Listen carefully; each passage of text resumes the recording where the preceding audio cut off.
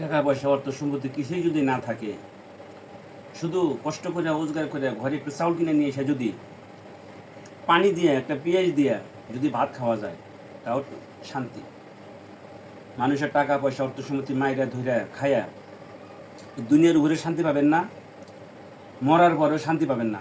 কারণ পরার হক নষ্ট করছি, পরার টাকা পয়সা মাইরা খাইছি। আমার এই যে পেঁয়াজ দিয়ে ভাত খাইতেছি পাইন ডেলে দিয়ে, খুব শান্তি, খুব শান্তি। তাই আপনাদের উদ্দেশ্যে বলতেছি, যারা আছেন হালাল রোজগার খান, তারা অবশ্যই ভিডিওটা শেয়ার করবেন, একটা সুন্দর করে কমেন্টস করবেন, একটা লাইক করবেন। আর যারা বিয়া হালালি খান, পরাটা মাইরা ধরে খান, তারা ভিডিও দেখার পরেও শেয়ার করবেন না, কমেন্টও করবেন না, লাইকও দিবেন না। আল্লাহ হাফিজ।